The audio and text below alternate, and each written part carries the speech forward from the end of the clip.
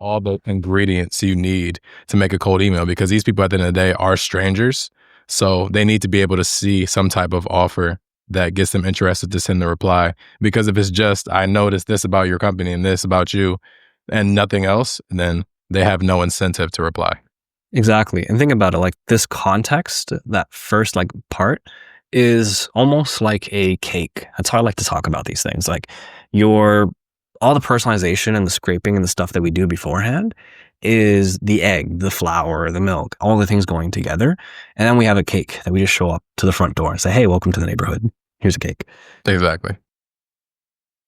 Crossed my plate very recently, and I've just been like pedal to metal, getting it to life. And part of that is also marrying it to our current goal with Citizen Developer and bridging accessibility around AI. And we're in the process of preparing a campaign, an email campaign specifically, to reach out to accelerators, portfolio companies, people that are working with a multitude of businesses to see how we can better help them. However, to contextually do that, right? Internally, we've been kind of like back and forth on like, what's the best approach? What exactly do we pitch? And that's what this collaboration is really about. So I'll just share my screen real quick. So like we mentioned, today's going to be a bit of a shorter episode. However, no less value packed. So what's happening here? So first things first, I'll walk you guys through what the actual core product is in this essence. A digital employee that essentially, let me see if I can get a little bit of better zoom here. Hold on, hit pause on the recording if you can. Yeah, let me see if I can just, actually, no, you're good. You're good. You can just cut it. It's way easier this way than like having multiple files and stuff. Oh, I can just show like, okay, beautiful. Yep. Awesome. So it's marked.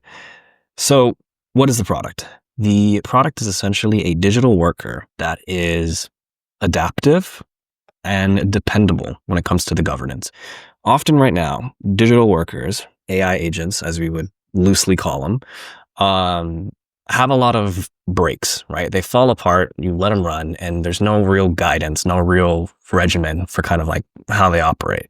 So what these are specifically, without showing too much on the back end, because there's a lot going on in the bringing it to the market, essentially how it works is you train it as you would with any other browser agent. And then there's an additional machine learning layer on top of it that watches it and basically improves it over and over and over and acts as a sort of evaluation metric. As that goes on, at a certain point, it hits that 100% success rate. And seeing that time and time again, I saw it myself. I was blown away. Once I saw that, I was like, okay, day and night, I finished like this presentation here at like 11 p.m. last night. And I messaged Julie and I'm like, this is probably some of my best work yet. And I'm really excited to bring like the team and everyone else that's working on this into the limelight. But in order to do that, we need more feedback loops, and doing so in a way without creating a huge like inbound wave that we can't necessarily fulfill, but rather contextually interviewing people and seeing what those opportunities look like. So there's a few approaches, right? There's an intake and onboarding side of things where like we message people, we call people, they come back and interact, and then we send them to a questionnaire onboarding. We're not doing that just yet. Instead, we'd rather be as much hands-on as we can and run an email campaign that is directly targeted to accelerators, portfolio companies. And we're offering to build a free MVP of a digital employee. So basically giving them the smaller version, but nonetheless more powerful.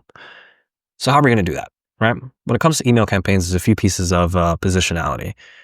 I basically fed the resource, fed the presentation through here, and I'll walk you guys through pretty much what happened. GPT, as it does, spit something out generic, and the copy, as as an English in my background with academic and all that, I can tell it looks salesy. It looks like it was written by AI. So I was like, okay, take the above. How can we personalize it? How can we scaffold that personalization? I'll pass the baton over to Julie in a bit to showcase one way that we're doing that. But in order to do it strategically, basically, how are we going to approach that? There's a few different approaches, right? So it should note here, it asked us, which one do we want it to target the most? Venture capitalists, accelerators, or startup portfolios? I wasn't sure, to be honest. So I said, hey, our target is 10K emails, so 10K leads, right? Yep. Prospects. 30 to 60 emails being sent a day. That's just industry practice without hitting sort of spam guardrails. And it also gives us a chance to say, hey, if by the end of this week and we have X amount of meetings booked out, we can shut it down, right? And know that we're not going to hit a threshold we can't serve. Very healthy, right? From there too, showcasing we're offering a sales, so an SDR, sales development rep, digital employee build out. There are other AI agent digital employee builds, customer support, tons of stuff like Marketing, that. for sure. Content Exactly. creation, exactly. So our aim there is like, how can we augment their existing sales process to empower their lead gen, lead enrichment, and their lead communication? Communication falls under two umbrellas: is nurturing, and then there's outreach. But for our sake and purposes, keeping it very top of funnel, targeting just the US based, and then also asking it what are the best industries to talk to. We're going to be doing it through email and LinkedIn. So I wanted a full sequence. Now, without walking us through this full wall of text, let's give you kind of the 80-20 on it. So from here, we know that when it comes to personalization, we want to show them how we basically have researched and understood how we can help them, right? We're not just pitching to them. We're seeing tangibly what we can do for them, with them, and doing so in a way that leverages deep research, ties personalization to value, right? So we're not just citing trivia. We're not just bringing up random facts. We're looking at things that are relevant to them and figuring out how to segment that. So when I speak about scaffolding, it's good to imagine that when you're researching a company, there are different kind of stepping stones you kind of go through. So there's what's happening recently with the company, what's happening recently with the leadership team, what's happening recently with the management team, right? There's all these different stories at play. Coming in, understanding that the way that we're interjecting ourselves into those stories, we want that to be easy. We don't want it to just be, we don't want it to take a lot of effort to work with us. Exactly. There's also a good point, having a waterfall message. So if something isn't available, having fallbacks, right? That's an amazing point. Mm-hmm. So I'm really excited to showcase how this came, basically the end result, taking this all into account. But I don't want to jump ahead. Keeping a note that clarity trumps volume. It's good to be clear than it is to, overload them with a bunch of stuff. For sure. Right? And also ensure that our benefits is something that we can spread over the span of a campaign, not in one email. That's something that was enlightening to me when I read this, but I don't have to sell every feature in the first email. You can scaffold them essentially. But even then, I found that this layered approach, the copy I gave here, is still fairly genetic, right? So hooking them to how I can flood their pipeline, that's not necessarily what I want to do. I want to improve and enhance their ongoing pipeline. I don't want to flood it, right? That's just a headache. So from there, being able to see who benefits first, figuring out how can we tailor that pain point, right?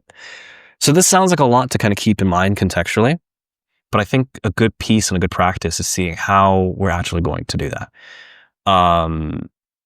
Understanding the industries, right? So there's SaaS that we're typically going towards. They're the ones with most recent funding, and we have a lot of leg room there. Fintech, financial services, like these. Truthfully, the industry, this is mostly for search criteria. We're still gonna scrape across all of these.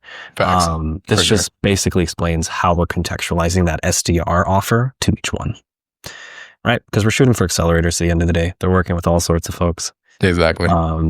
So here it gave me kind of like a natural day-by-day breakdown, which I still did not like.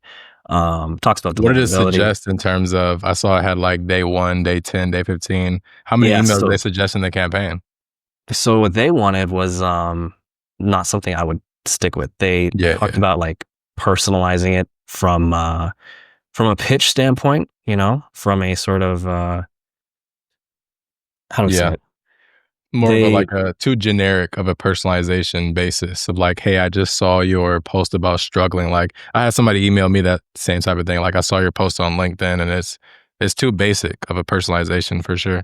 Exactly. Because think about, here's the thing too. It's not even basic, yes, but there's a core problem when the value prop is me, and not them, right? So when you're reaching out to somebody, you're trying to help them. You're talking about how it's going to help them, not how you are going to help them. You know what I mean? as it's a fine line to walk. I feel like even the verbiage there can trip some people up. So For sure. how exactly are we walking that line? So I said, okay, cool. I assume I want to scrape this, and I also assume that I already have. I linked your Reddit thread because it showed up in my notification with the LinkedIn one. So from Which there, one? The one I just posted? the same one you just posted like a day ago, I Love think it it. was. Yeah. Yeah, and then from there, I said, okay, show me what I need to do to basically build this out. It gave me pretty much the targeting, which I like. What needs to go into the data side of things Yep. for scraping for signals, which we'll talk deeper about in our next episodes. Yep. This is a good example of those signals, which is basically showing, what are signs that this is a good place to reach out to. If they're hiring an SDR, so we look at their roles they're hiring, we look at their funding, we look at their tech stack if we have access to that, any LinkedIn post, any LinkedIn news relevant to them, or even news in general about the company, and then just waterfalling to pick it across. The magic really comes to life in how we stitch it. So those are all the components. I'm going to jump ahead to how we stitch it. So down here, I fed it again. I said, here is our best practices for cold email. For sure. This is a document which we can, you know what, I'll throw it in the Gumroad. And if you're interested, you can check it out and download it. It's not my own. It's a product of Eric. I'm not going to mispronounce his Swedish last name. But basically, it's a long document that's free and open access talking about cold email, right? So I fed that in. I said, upgrade the above with this because I included it at the top, but clearly you haven't used it. So let's do that. This is the magic. So this is the part where I'm like, I'm so fired up. When I read this, I was like, we got to record this today. So from now, let's do exactly. So from here, let's dissect this. So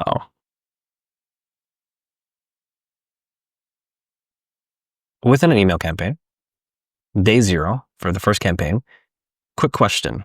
Tomorrow, a free build, and are you interested in AI rep MVP? Introduce the accelerator name, and then there's a few angles. All right, so there's the make money angle. There's the save money angle. So let me just separate these so it's easy to read. As you're reading through them now, you can kind of see the magic. So that make money angle is crazy. That's a great email for sure. Yeah, the magic with this, and you guys will see the best practices really come to life, is that each email is below 100 words. The personalization is very narrow, very clean cut, right? Which is fire. And the personalization is very tactful. Like it's, I was surprised, truthfully. I was like, wow, it was better than anything I could have written originally. So let's break these apart. Yep. And then the LinkedIn run, we just send this off either like manually, which I can do with an iOS shortcut. Just like, the text blaze for sure. Exactly. Yeah. That too. And then like there's this last piece here. So throw in the bottom. We don't need it for now. Keep that tucked to the side. So let's tear these apart. Let's take these, move it down. So day 0, the first touch, right? When we first interact with somebody. Keep in mind that different people will try best to A/B test based on whatever, but all those different components we're working with, we want to combine them to create something called context, right? So an accelerator or portfolio context. I know with your automation, you have like a insight, like psychological profile thing at the end of it. But that can easily change for sure. It can also be exactly that. Like that's enough context for us to work with, right? Context isn't like some kind of holy grail, like prime message. It's basically how do we distill what we know about the person so that we can really reach them and give the value prop. So, hi, Jim saw that, say the psychological profile said that, you were stressed about, this recent, merge that your company had and that like it's growing really fast. We noticed that like, that the merge is really pushing for like good numbers this quarter. If we built you a free MVP digital sales rep that finds and enriches leads, starts first touch, and would you like to add it to the pipeline next week? If you're open, reply with a time tomorrow or day after, and we'll pencil it in. So notice I didn't ask, hey, let me know if you have when would be Exactly. nice to chat. Yep. Too Right? much choice for them to have for sure. You want to make it so easy for them to respond. And here's the reality. If 5 of them say the same time tomorrow, I just message the other 4 and be like, hey, does the next day work actually? Exactly. And that You're right. doesn't hurt with social proof, them saying that you have other, bookings on your calendar for sure. That, and also like, it's also not the end of one of the things too is like the resistance, the fight back I've heard towards this kind of phrasing is interesting because they're like, it's really, limiting beliefs towards like, if this goes so well, the fear of success. And myself, like I'm also battling the same thing. This cuts through that, right? The save money angle, very similar. Hey, Sarah, notice that, your company's team, there's been some downsizing in the last 6 months. We've built a free MVP sales agent that pretty much helps drive revenue by automating list builds and enriching. This is the kind of stuff I would say either on the phone, over the call, either while I send email, after it, later on, whatever. It's the same idea. It's 100 words and it's a quick saying. We built a free MVP sales agent that pretty much automates list building, enriching those leads, developing those first touches. So you don't need to spin up extra headcount to get to that extra segment. If it's worth looking into, let me know a time tomorrow, the day after. We'll look into it. Same kind of skeleton. The third approach, depending who you're talking to within leadership, I feel like this works more for C-level based on my intuition. But from here, basically, hey, Tom, saw that, what was it? Saw the recent director hire. That's really exciting. Here's a free, done for you MVP of a digital employee that actually helps you prep, clean, enrich accounts and drafts that first message. So your reps only spend time on replying. If that's interesting, let me know for a time tomorrow or the day after, and we can look into it. So things like that. And then showing, like, giving them an offer so good they can't say no is Exactly. a piece here that I think is really cool. And especially when we go towards accelerators, one of them is happy. It just multiples in introductions. Anyways, I went on for a little bit. Before I dive into the next bits down here, how does this feel for you? This is amazing. I mean, I could tell that like we had to double down and put that GX report back in to actually get this result, because what they were doing before was just too generic, too vague. This is clear. It's to the point. It's concise, which is important. It doesn't overload everything in the first email of like, this is who we are. This is everything we could possibly do for you. It's to the point in terms of like that main offer. And that's something they can't refuse. So it's like all the ingredients you need to make a cold email, because these people at the end of the day are strangers. All the ingredients you need to make a cold email, because these people at the end of the day are strangers. So they need to be able to see some type of offer that gets them interested to send the reply. Because if it's just, I noticed this about your company and this about you and nothing else, then they have no incentive to reply. Exactly. And think about it, like this context, that first like part is almost like a cake. That's how I like to talk about these things. Like all the personalization and the scraping and the stuff that we do beforehand is the egg, the flour, the milk, all the things going together. And then we have a cake that we just show up to the front door and say, hey, welcome to the neighborhood. Here's a cake. Exactly. Love that metaphor. Exactly. And then of course, like the kind of sequence, the campaign that helps kind of get things going over time. So if they're interested, or like day 2 or like day 3, really it doesn't matter. But if you can spread it across and you want to try doing essentially these drips over time, you can play with this A/B testing, where there's like proof and then more detail, just like a reminder one. There's one where it's like, if they don't respond after a long period of time, then say, that's cool, we'll leave you alone. At this point, we don't even need to go that down. Exactly. LinkedIn follows the same kind of bread and butter. So barely any characters. This one doesn't even have as much context, which is the funniest part. It's just like, you could just shoot for it. I do imagine if you add an extra layer of personalization to this, you can do even better.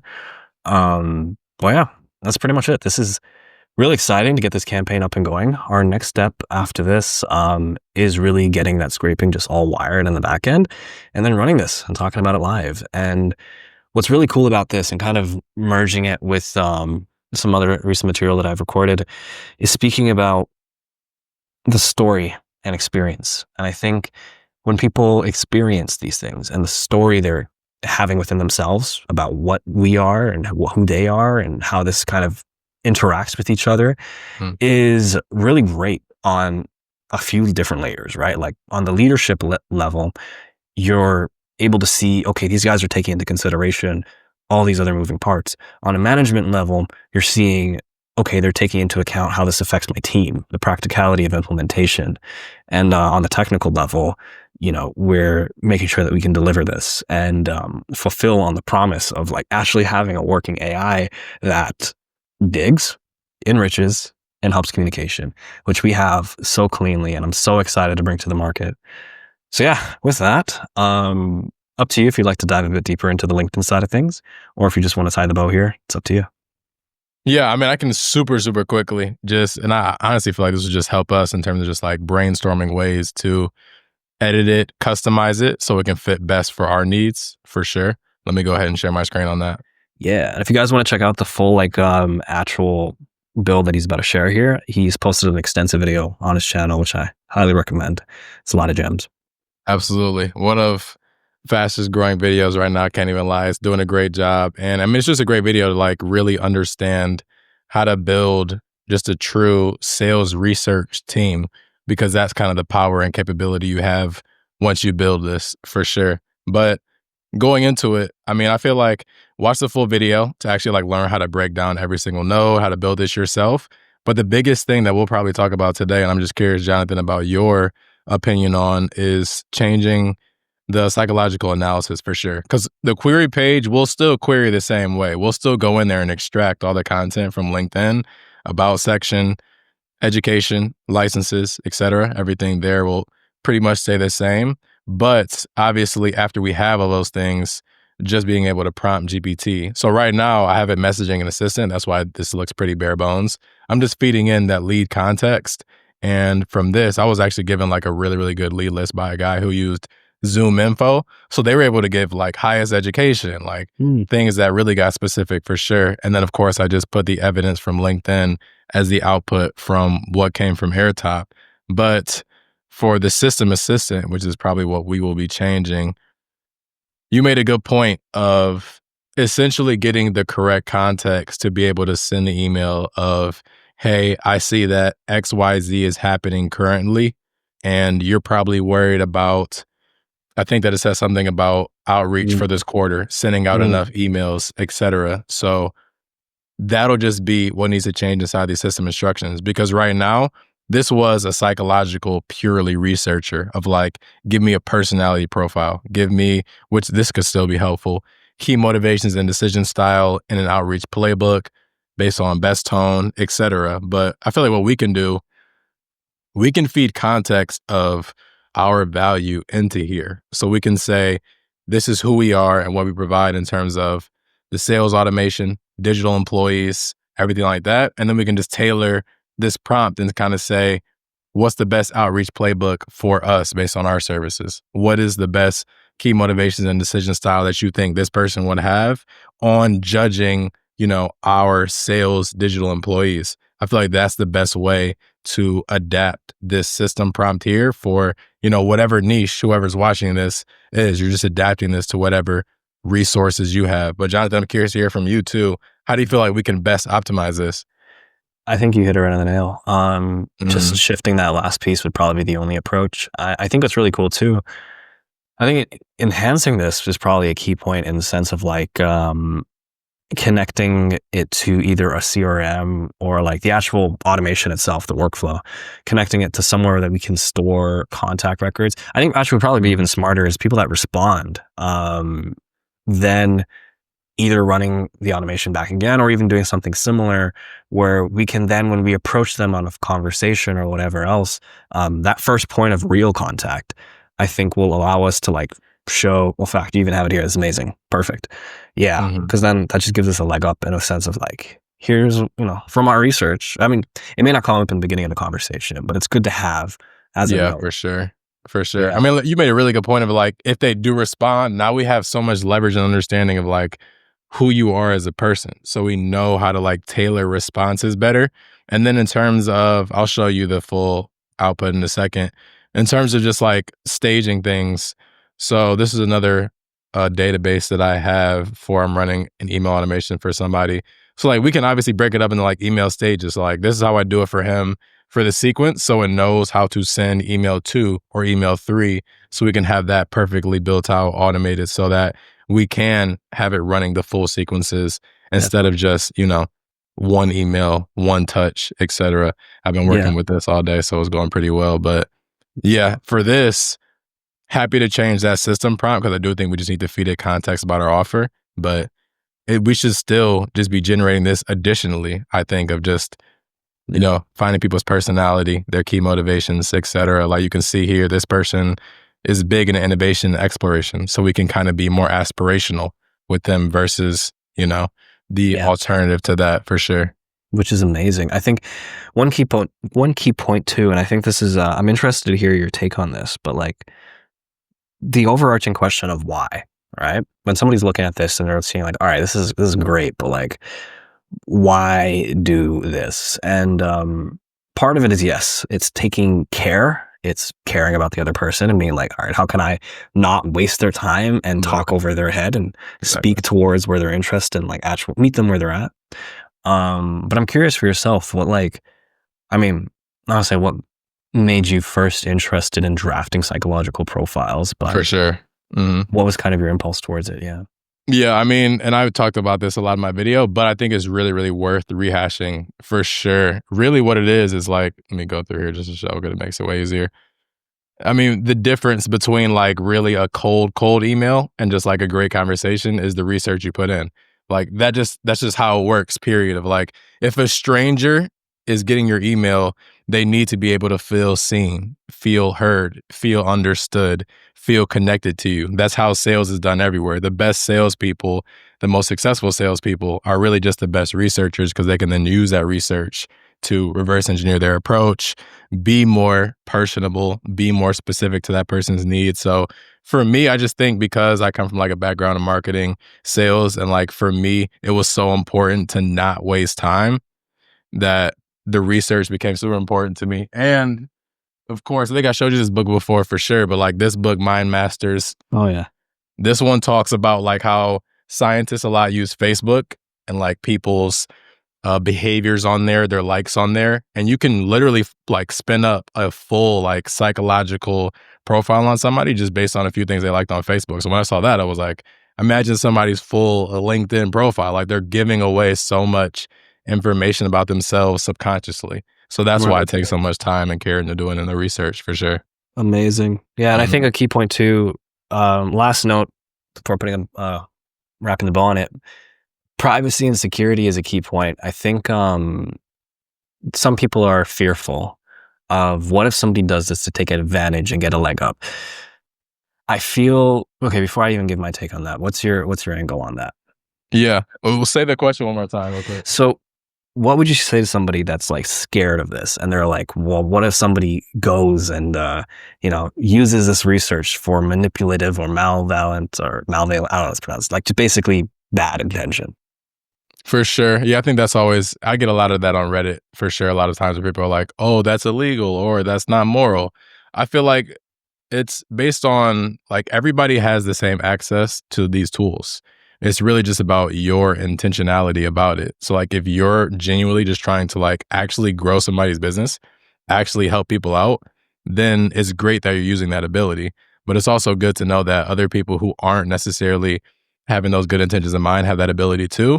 So it's great to learn about it so you can prevent it. So you can not, be caught in that type of thing. If you get a cold email from somebody who seems to know a lot about you, but their offer seems a little too good to be true, or they're asking for money too early, you can say, even though this email seems personalized, it seems like they know me, I'm still not going to fall for that because I understand there's AI tools that can be used, et cetera. So it's one of those things where it's like, the weapon here is not like centralized. It's not like one person can access this.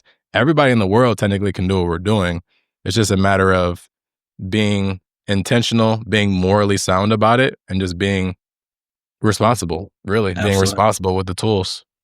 Yeah, that's a key piece of the citizen developer and a big mission behind everything that we're doing here. So I'm happy I was just to reiterate and rehash on that because I've read the same Reddit post where I'm like, feel like this is illegal, this isn't right, and I'm like, Right.